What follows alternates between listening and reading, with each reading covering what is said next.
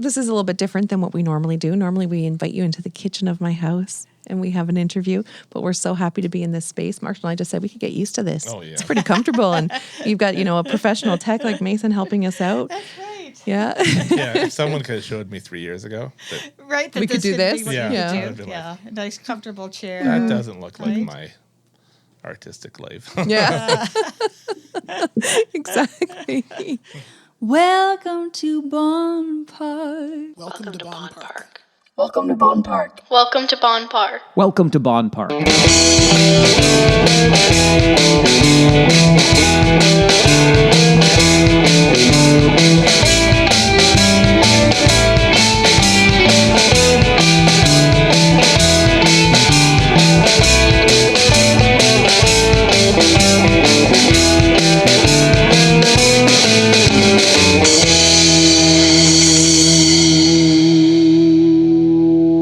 We've got big news Do we ever? We have a brand new website, and so many amazing things to check out on it.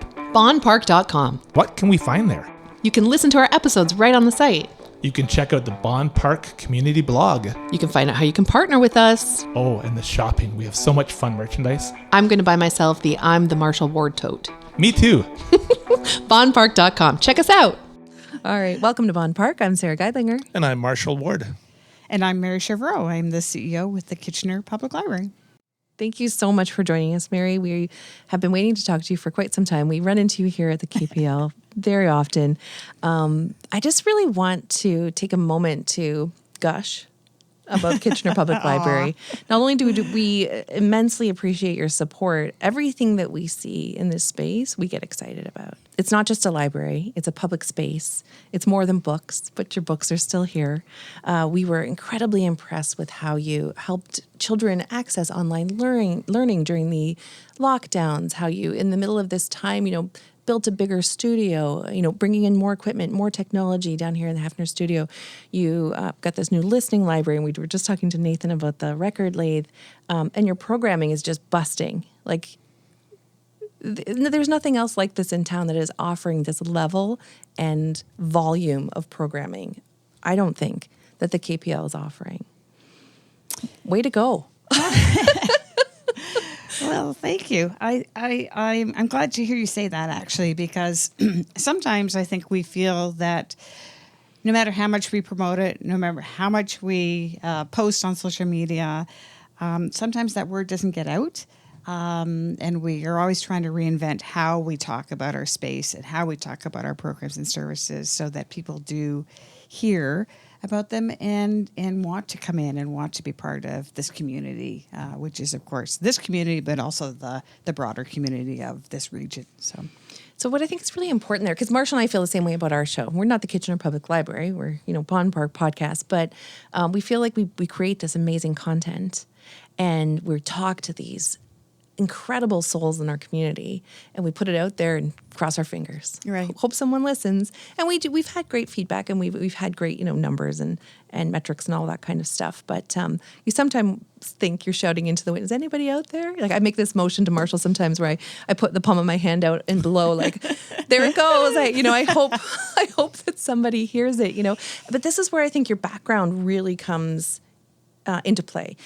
So you have the Masters of Library and Information Services, but you come from a sales and consulting background. Mm-hmm. And that is something that I think other places miss the mark, where they need someone who understands, like, hey, we are, quote unquote, selling what we have here. We need people to see it, to hear it, to find access to it. And we want to do all we can to shine a light on the incredible library of videos that you have on your YouTube channel. I know you're building a new website. Is that public knowledge now? Yes, it is. Middle of building that new website, so that'll be another big push. But let's talk about that relationship where you get what a library is, but you know what the community needs and you know how to get the word out there, or you're trying. Well, it is a challenging aspect of what we do, what I do, and I think about it all the time. I'm literally all the time. I'm lying in bed at night trying to get the sleep you need. Oh, wait a minute. What if we try it this way or do it that way? And my husband, who's long suffering, as I pitch these ideas, but it is something that I was very aware of when I So when I wasn't part of the library here, I worked with libraries, though. So I worked in software and technology, but it was specifically for libraries. So I was very privileged to go in North America, all the best libraries, and some of them weren't so great, but all the best libraries, certainly in North America. And I was a great note taker, sort of the mental note taker. Okay, what works, what doesn't work, what has to happen here, and I think that in the person who sits in this seat really needs to be that salesperson, and really has to be the visionary. But then you need to have that really strong core team behind you, the Nathans of this world, right? Penny Lynn Fielding, who's our deputy CEO, who can take those ideas and really run with them and have the freedom to be able to create the way that they envision based on whatever that kernel of idea that I may start with, but I certainly don't end it there. And I have to have a strong enough team who will tell me, that's the suckiest idea. That idea stinks. You can't do it, and here's the reason why. And to be able to push it, you're looking at each other because you probably get it. do that all the time. All the right? time. Yeah. There are no bad ideas, but there's also there's comfort in our working relationship where we can say, no way. Yeah. That's not going to work, or I'm not comfortable with that. And you need that in your team. You do. But the good news is, and I'm sure you find it too, having those very open conversations means that something probably will come of it that's better than the original idea, better than the original, thought. And that's why it's so great to have a really creative team here at the library, and why it makes it every day fun and different. There's an incredibly cool vibe when you walk in here. Everyone's really chill and laid back. Is that the case with the other libraries you've worked at, or is that something that is... Or is the front, Mary? Yeah, or is it something that's fostered by a small group of people who make that happen, and then the people they hire, how does that work? That everything's so just easygoing, and friendly. That's interesting, Marshall, because I would challenge certainly my staff probably think I'm the least easygoing person around, to be honest with you, because we went to Crow Shield Lodge on Friday as a team. We've had 20 Clarence of us on our show. Oh, it's an amazing. Have you been able to? We haven't been out. Oh, it's an amazing place. It's an amazing experience. It's emotional. It is spiritual, and it really makes quite an impression, I think, on people who go. But one of the things I said, we were all asked to sort of speak to, sort of what drives us, or what we think about the library. And one of the things that I said is that I have an incredible sense of urgency to break down barriers. Libraries are traditionally very colonial just in their making. That's how they developed many, many years ago. And so I think that there is a sense of urgency with CEOs, public library CEOs, to really break down those barriers, break down those systems, hire differently. We still have a lot of, we appreciate and we value staff who go through the Master of Library Information Science and our librarians. But if you look around, the people that you meet here today, most of them probably aren't librarians. They have different skills and different talents. So it's that blending of talent and community to really make this place a vibrant place. So I think that there's a lot that goes on behind the scenes, and we try to create that chill environment, but I think there's probably less of that in reality. So we were talking to Nathan about vinyl. Yeah. And the amazing record collection you have available to the public. What would have been your earliest experiences with records, and what did you have in your home, or what did you discover early on? Oh, that's an interesting question, because I come from a family, a very classically trained family. My parents were. My father was still alive. He's 93, but he was one of the premier pipe organ builders in the country. So we had a lot of classical music, a lot of organ music, believe it or not, and we all played classical instruments. And so we would have family concerts. It was a very different experience than most kids. I think growing up during my generation. So when it comes back to it, I was not, this is a true story. I was not really aware that there was anything other than classical music until I was in double digits. So, sort of 10 or 11 when I was at my friends' homes and they were listening to things that I had never heard of because it just wasn't part of our family upbringing. That must have been an experience. It was amazing. I just thought, my God, there's all this other music out here that I've been missing, and I feel like it's like someone turns on a light switch and you see the dark room. Yeah. It really was. I can remember as a kid, we had a babysitter from across the street, and my parents were going out, which was a little rare actually, but they were going out for it was a choral concert. My mother was a singer, and the babysitter from across the street, who was probably, 5 years older than us maybe, was in tears because it was the day the Beatles had announced they were breaking up.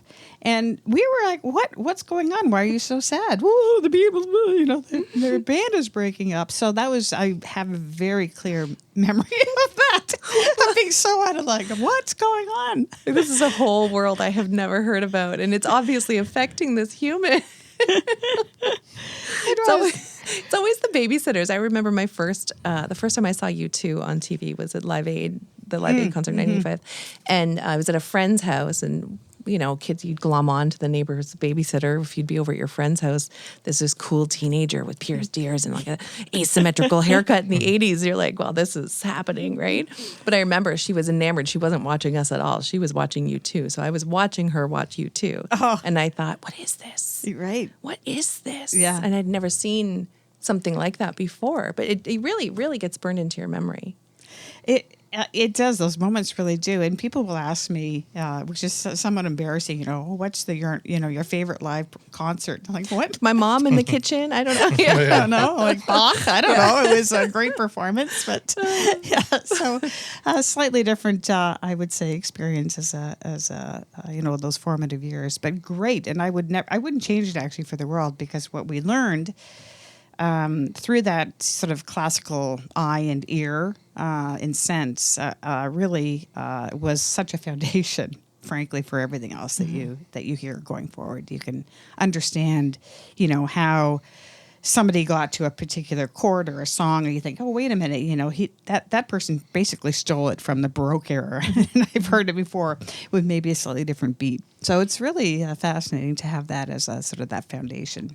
One of my favorite tools from that kind of life is understanding what you're talking about, but then at the same time recognizing when someone's breaking the rules and thinking, oh yeah, that's fun. Yeah, right. You can say, right. Okay, why not it do works that? here. Yeah. It works. Yeah. You almost crave it. Like, are they going to go elsewhere here, or we're really geeking out on the details? Right. Here. No, it is really interesting Yeah. how they. And I can again, as a teenager, remember how embarrassing it was to sort of come from that classically trained home and my friends, of course, weren't classically trained for the most part, and just to sort of try to bridge those two worlds. I mean, we weren't totally, nerdy geeks, but we just didn't have those reference points because my family wasn't interested in it. My grandmother lived with us. On my mother's side, lived with us for many, many years when we were kids, and my parents played a lot of pipe organ music because of the business, and it was back in the day. You'll laugh at this, but it was back in the day when they would try to make reel-to-reel recordings, but between there was no mixing room, right? We didn't have people sitting behind us doing it, and so we'd have hours where we couldn't talk, right, because they were doing this big sort of recording, and my poor grandmother. One day she started crying. She said, "I just can't listen to any more pipe organ music today because it just went on and on. Oh my gosh, what a memory. Isn't that fantastic? The few librarians I've known in my life, they have an uncanny ability to find books that you can't just kind of search on the internet. What I mean is you give them just a little bit of information. I remember this book from my childhood. Yeah. And I mean, I don't have a title for you. I don't have an author. And every time they have somehow found these books. And it's not through a Google search. No. How is that being achieved? Because that just blows my mind that I can share the smallest bit of information about a book that was at J.F. Carmichael Public School from my childhood. Right. I have no way of ever tracking that down myself, but I think you can. Yeah. Well, I think that that very big, deep sense of inventory is there. So they, and I am not blessed that way, actually. I am somebody who reads a book and then I could read it a second time and it would be all new to me. Same. So I'm not the one who has that kind of retention. But we have many people here who do, and they have this index, and that they can just make those connections. First of all, they're avid readers. Secondly, they've been in this business a long time, so they've seen a lot of titles. They've seen a lot of themes come by. But is this uncanny ability to have this index that nobody else has. I think it's very specific to this industry and to librarians and people who work with books a lot. I think if you go to one of these, there aren't too many of them anymore. Wordsworth, though, if you go to Wordsworth, their staff can do that too, actually, where they can say, hey, if you like this book, you should write that one, or this is the book I think you're talking about. And as you say, it could be the color of the book even, and they can somehow pull it together. Yeah, I find with Wordsworth, sorry to speak over No, you. go. No. I find with Wordsworth, it doesn't matter what I ask for. If they don't have it, they're like, we can get that for you. Absolutely. And they're the first ones that will. And I would rather give them my money any day than try and order it online. I agree. I love Wordsworth, and I think Dave does a wonderful job, and his team are fantastic. And, it is, we're very lucky to still have an independent bookstore here, and one that I hope is thriving and thrives for a long time. It was, I have great memories of walking into independent bookstores as, everywhere I went, I tried to find an independent bookstore just to go. Just the smell of it is just so amazing. You always find something right? that you can don't always find find something, Yeah. and so I'm so glad that we have an independent bookstore that seems to be doing okay at this point. Yeah, And I think it's funny, like, I just want to touch back to what you're asking, Marshall, about librarians being able to find that book because you remember a certain illustration of a mouse or whatever that might be. And I know what you're talking about. You're talking about a faint memory, most likely. Yeah. And Mary talking about your musical knowledge, mine is music encyclopedia. Yours is wrestling history. Yep, that's right. So really? it's what you have a passion for. Yeah, like somebody will mention a wrestling match and Marshall will pick out the day, the weather, the time, the city. Well, because It's there's all- such a strong emotional attachment. and to I it. think that's what it is. I think Yeah. so. I think that you're calling upon these librarians that you talk to, and you're calling upon them for that same type of passionate memory Yeah. that you have for what you adore. Or if it's not quite a book they've ever seen, they know it's part of some. Certain genre, it might be Yeah, this that- era. Yeah. Yeah. yeah. Isn't it funny how that is? But it's great, and we're all different. We all have our own passions. We all have our own deep memories of topics that we can speak to, and that's what makes us all so wonderful. And that's what makes it so beautiful to collectively share a space like the Kitchener Public Library. I'm making a gesture with my arms I'm encircling. You're embracing. I'm embracing the library in my virtual arms. embrace. Virtual embrace. I love that. An audio embrace. But then, I kind of want to bring that back to, let's talk about some of the passions that you're igniting in the Kitchener Public Library with this programming that you're up to. Talk about some of the things you're excited about. There's so much going on. There's so much going on. And I'm excited and support so much of what the team does here. I think the fact that this space, let's just start here where we are. I think this was an idea a few years ago.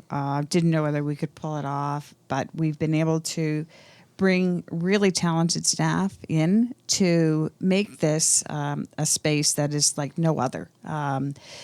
The idea of having a sort of a recording area within a library isn't new. It's been around for a few years, But I don't know of any other library that is as active in terms of this space as this And library. versatile. And very versatile, right? So every time you come, this space is being used in a different way. I just said that to them before you came and sat down at the mic. I said, you guys are up to stuff. Every time I come in here, everything's moved around.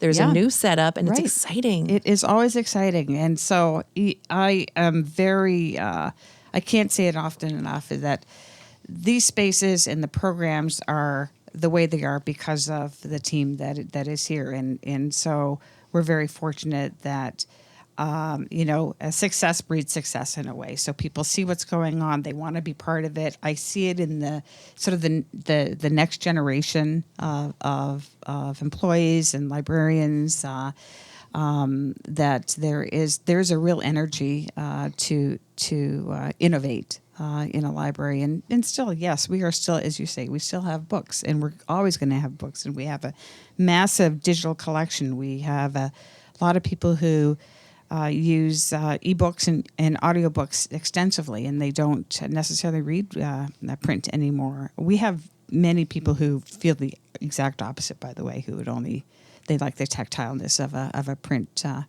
item. So, but there's something for everyone, and a few years ago, everyone was wringing their hands and running around with their hair on fire because Google said that there was no need, libraries would be obsolete. And I think that over the last 5 or 6 years, libraries, in fact, have had such a renaissance that they are becoming the cultural center within a vibrant community. And if you want to look at community and the health of a community, just check out the library. And if the library is doing well, the community is probably doing well as well, because there's that support and understanding of why it matters to gather. Very interesting to do a study in a few years with the whole work from home movement, because I think that sense of community, whether it's through work or friendships, or people meet their lifelong partners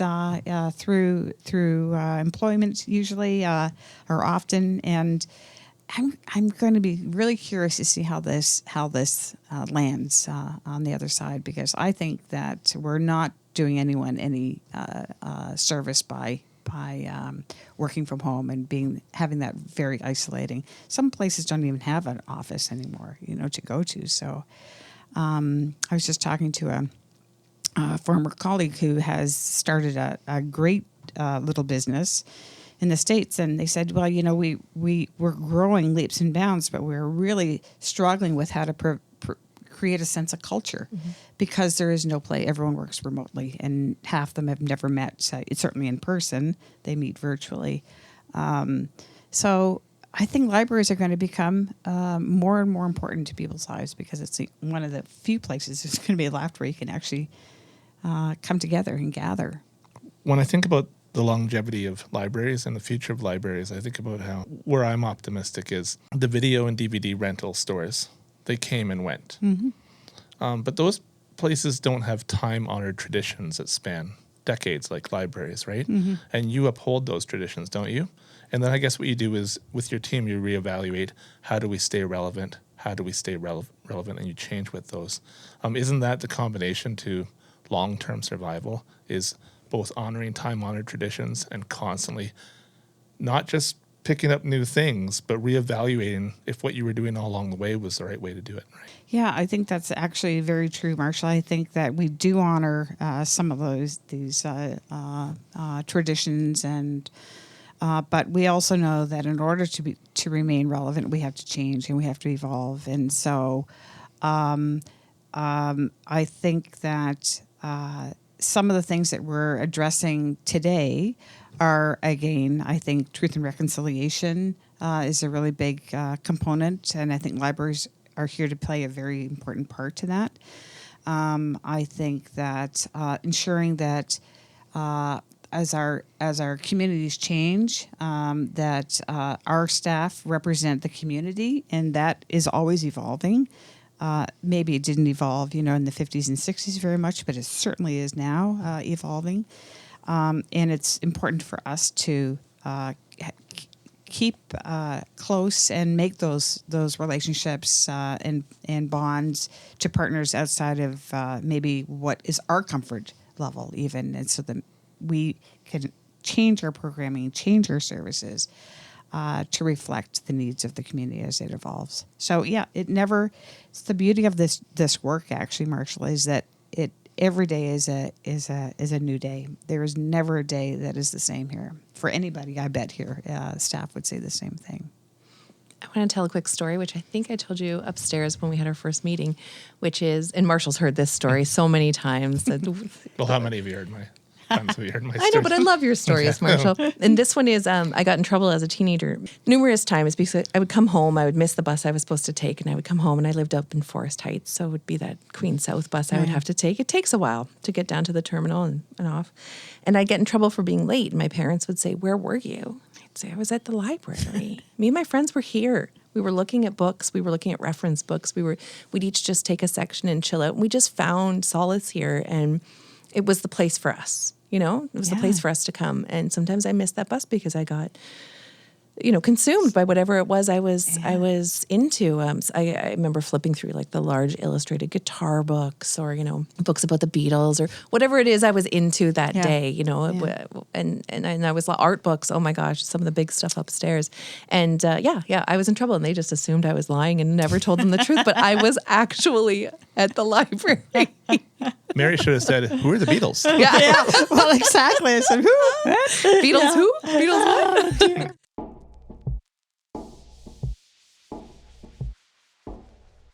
We're going to take a moment to hear from this week's sponsor. Waterloo Region Community Foundation wants to talk to people across the region about what matters to you in your community and your neighborhood. Between November 8th and 18th, they will be at libraries in the 3 cities and 4 townships to get your input. Take a few minutes and share what makes your community special to you. And if together we could tackle one thing to make your community an even better place to live, what would it be? No registration is required. You can pop in for 5 minutes or stay longer. Check out their website at wrcf.ca/dialogues to learn more and see when they are in a location near you. And now back to the show.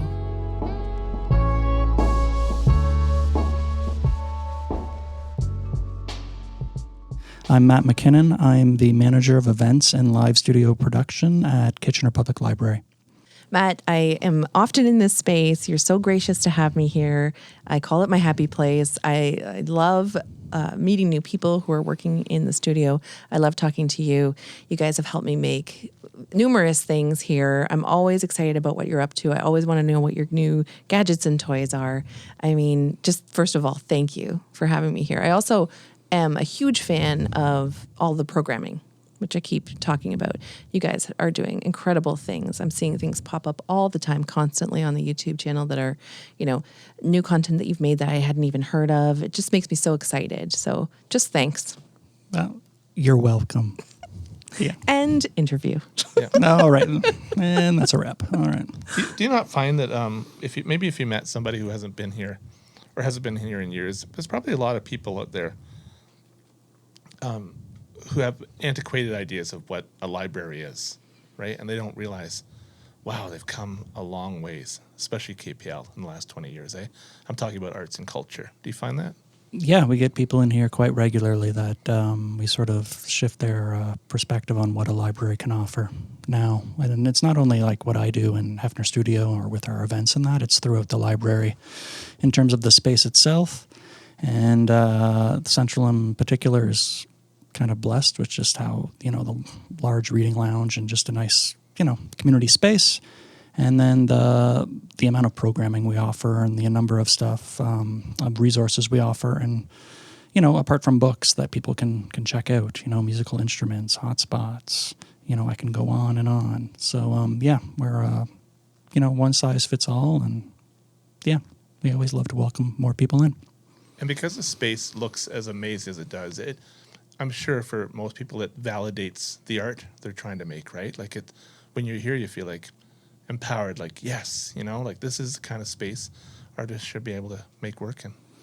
Yeah, we got in the studios in particular. I can speak to like local musicians using the space, and it's nice to have a local space where you can create in that, and it's welcoming, and sort of a supportive community here, and just a good vibe, as the kids say. Good vibes, yeah. So, Okay, Matt, I want to ask you, what is a perfect day in the space for you? Like, what makes you excited when you come into the studio and things are rocking and rolling and you feel like, wow, we really crushed it today. What does that look like for you?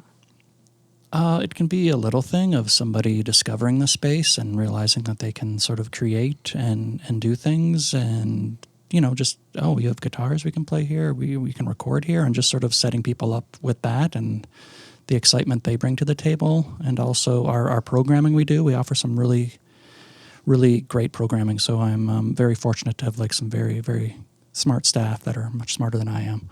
And they offer some really neat programming, and just sort of when they offer that and it sort of hits right with people and it sort of fills a gap, and you sort of hear about it after the fact, like, oh, I remember that program, that was really great. And it's like, yeah, it's just nice to hear the team sort of bringing all their knowledge and experience and making programs fun and engaging. And then we have like our larger events in that, where we have a really big author in, or we have a talk, and it's just sort of, people are really grateful for that, and it goes really well. And people love to come to the space. We have international authors, Canadian authors coming in that are really impressed with, what we do at this library, and we offer them a great event space, and it's just, just a very positive experience, and it's sort of nice to hang your hat on that at the end of the day. And because you have such an amazing vinyl collection, we here at the KPL, we asked Mary and Nathan about their first experiences in their life with vinyl, if records were in their home growing up, if they were passed down to them. Can you kind of share your journey into how you discovered vinyl and where it was in your life? My dad had a vinyl collection. He sort of does woodworking, and in our basement he has this old stereo where he'd put on his country records. I remember a lot of Willie Nelson. And I sort of discovered it that way, sort of ironically. As a kid, I found like ABBA and Barry Manilow and, real good stuff. That is good stuff. Yeah. Yeah, so I remember listening to that downstairs and sort of putting that on, and there was some music that way, and then, Ray Charles. But yeah, lots of Willie, again, as I said. And it was sort of that. It was like a sort of a curiosity, like this ancient form where I'm like, oh, this is kind of fun, and that. Meanwhile, I'm listening to my cassettes and CDs. So, it's funny, like sort of coming back to it now and helping bring the collection to life here. It sort of brings it all full circle, where now I'm like, oh, those records were pretty good, come to think of it. So when songs like, let's say ABBA's SOS was on the car radio this weekend with my family in the car, and also something like Blondie's Call Me or Heart of Glass, I have every reason to think that all these decades later, my kids are having the same experience hearing ABBA and Blondie and some of that incredible music from the 70s as I did, because it's some of the greatest music ever made. Don't you think that sometimes, that like some of it just is just as magical today as it was when it first came out? Oh, absolutely. And I think with streaming today, it sort of opens up the world to other music that, as a kid I didn't get. You're sort of stuck with top 40 and older stuff you'd really have to search for, or have an older sibling or something to find. Whereas now, like, I don't listen to the radio often, but listen to like, the top radio stations and that, and there's I think Chime or whatever, but they do a lot of sort of contemporary stuff, and then it's like Bob Seger. You're like, oh, okay, let's go with that. And then they'll go to Bon Jovi, and then they'll have like somebody current, and it's just like sort of blows my mind, because those kind of that would not be permitted when I was a kid. So it's always interesting. You mentioned your dad earlier in your experience listening to Willie Nelson records, and that he's a woodworker. Can we say that your dad helped contribute to this record lathe in the other room? Yes, he did step up, and we needed a cabinet to hold it. So my father, being a retiree, was eager to, I just mentioned it to him, and within like a day, he's like, I'm done. And I'm like, oh, okay, that's great. But no, he did a great job, and I'm proud that that's sort of a contribution to the lathe process. So that's. Yeah, funny. Is this a job that you had ever imagined? What I think about when I think about your position here is, when I was a teenager, I remember talking to my older brother and saying, I love rock and roll music and live music so much. I wonder how I can get into that industry, like be on a tour or something. He said, well, it probably starts with go talk to Emmanuel Patterson at University of Waterloo and maybe be a roadie and learn how to plug in the amps and stuff. And it just seemed like such a huge dream that was almost unattainable to ever achieve that. But here you are, like working on this amazing stuff. Were you able to have some sight of it years ago? No, not at all. It's pure happenstance. I fell into it. So, no, my role here was initially mainly events, and then it sort of shifted over to Heffner Studio when things were sort of kicking into higher gear, and I just managed to, like most things in life, it's like good timing. Good timing. I just happened to be in the right place at the right time and had some skills I could contribute, and a really great team that I could work with and build on, and speaking of Mary, and somebody with vision who was like down with it, and could see far enough ahead where things were going, and was very supportive, which makes a big difference. So yeah. You mentioned your team there. Every time I'm in here, somebody is helping me out. They know exactly what I want to do. They are smarter than I am, pointing me in the new direction and eager to share, pointing me in the right direction, I should say, and eager to share what's new, what's happening in the space. And you've built an incredible team here. Yeah. I've been very, very fortunate where I work with folks who are, musicians. They know what they're doing. They're very talented in that. So I've learned a lot from them, and just through osmosis and that. Unfortunately, I don't get their talent, but I do know how to, set stuff up now and help out and, sort of help set the table for some of the events we do and support them in what they want to do. And yeah, I'm very fortunate that people come to me with good ideas, and I'm like, that sounds awesome. Let's do that. Okay. And then we sort of work together to make it happen.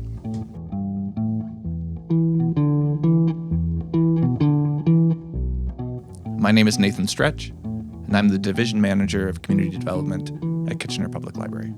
Fabulous. Yeah, it's like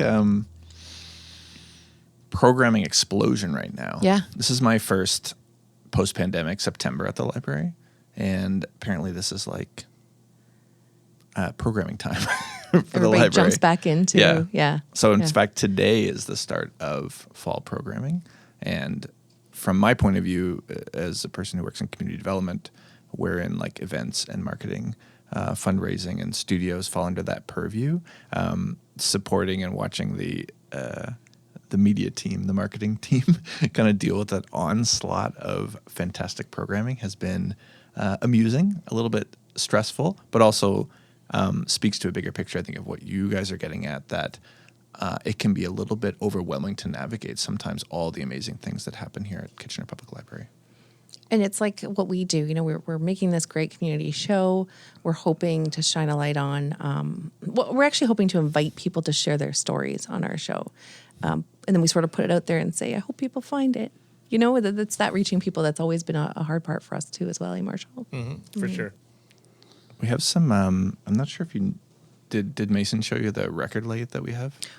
Set up in there? I came in for a special trip to check it out. It's pretty wild. Please tell us about the record lathe. Well, it's early days for the record lathe, but the record lathe is a piece of refurbished 1938 technology that allows Kitchener Public Library to cut performances directly to disc.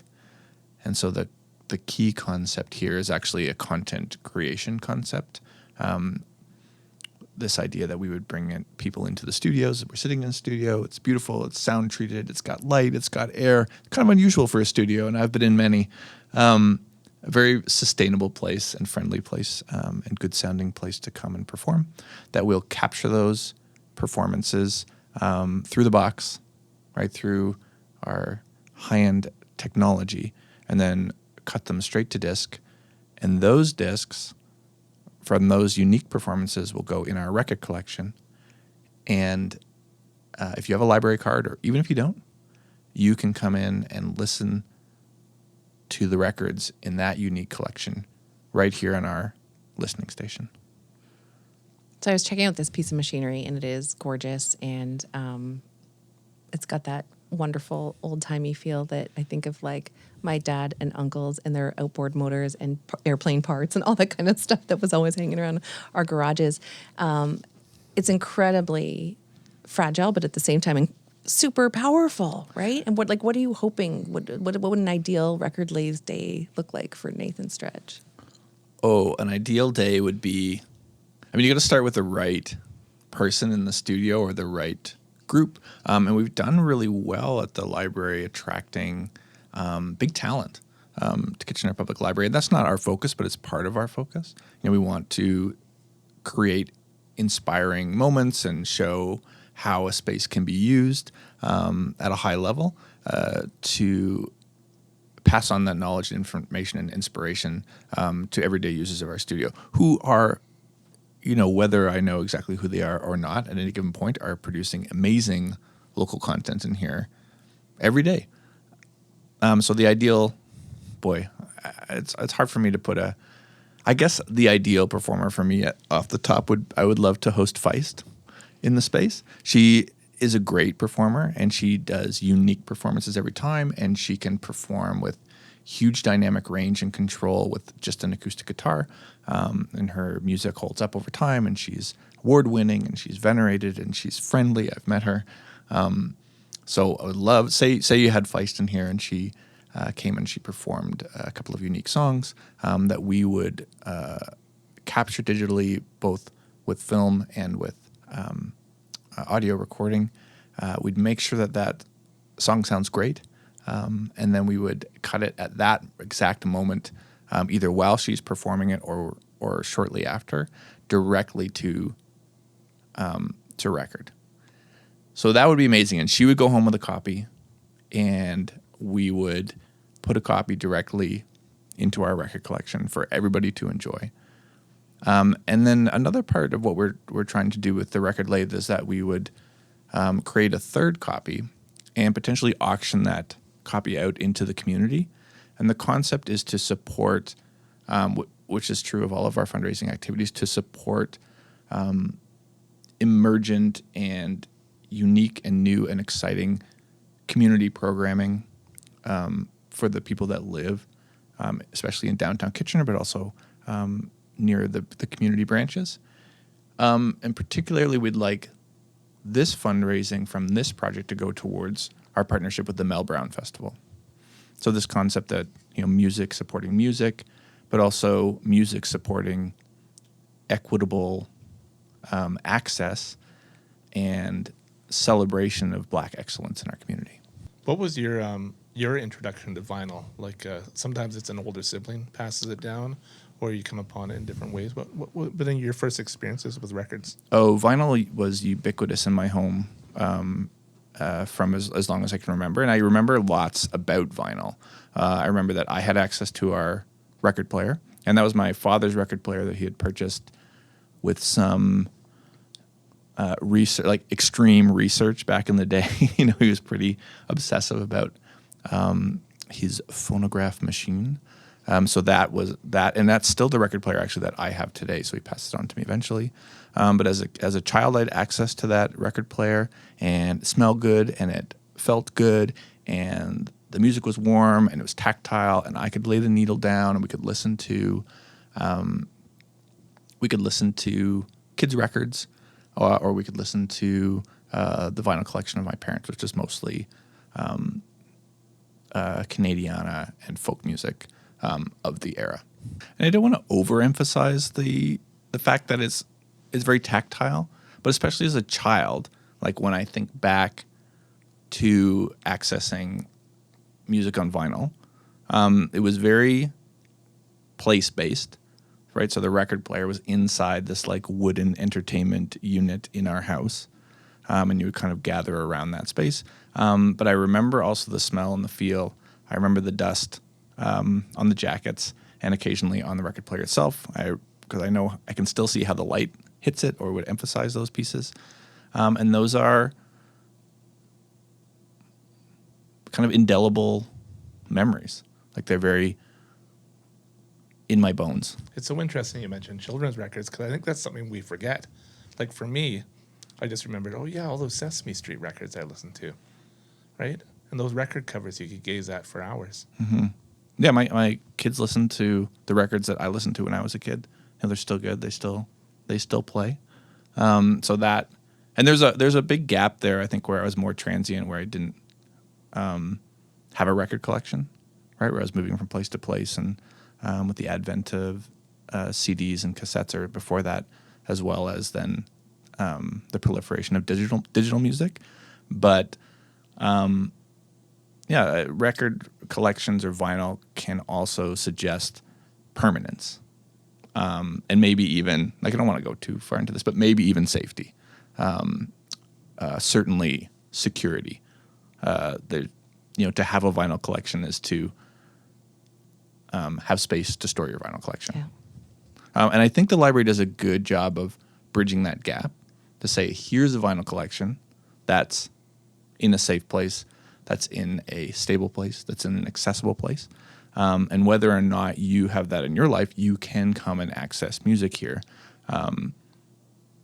Or even if you choose not, say, to use your space to hold vinyl, you can come here and access that music whenever you want, just with a library card. When we walked in, I pointed out how in Sarah's home she has records up on her wall, and many similar ones. And I thought, there's a really neat connection. What we see there, there's Havaya Mighty, who played here this past year. There's Mel Brown from the Mel Brown Music Festival. There's Johnny Cash, who performed up the street at the center in the square. Anyways, you're thinking the same thing, weren't you? I usually see some of my titles when I come in here. I'd like to spend a lot of time in this space, as you know. It's my happy place. But yeah, I felt the exact same thing last time I was up there. There's a Sloan album that I adore, and I was posting about that right away.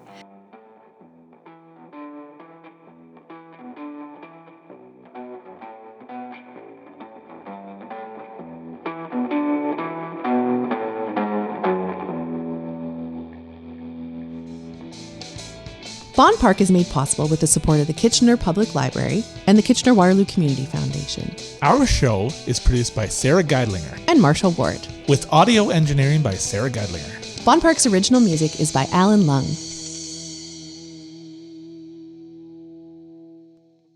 Harry, you still with us? We want to tell you about a fun project that we have. Are you ready? Yeah. We have another podcast called An Unscripted Spectacle, Wrestling with Wrestling. Here's Colin Hunter of Kayfabe News to tell you all about it. Welcome to An Unscripted Spectacle, Wrestling with Wrestling. I'm Colin Hunter from Kayfabe News. Marshall is utterly obsessed with professional wrestling. Sarah is utterly perplexed by professional wrestling.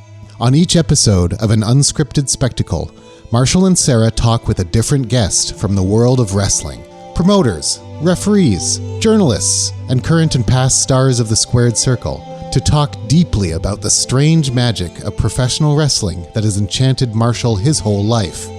Can they turn Sarah into a fellow connoisseur of professional wrestling? She'll need some convincing.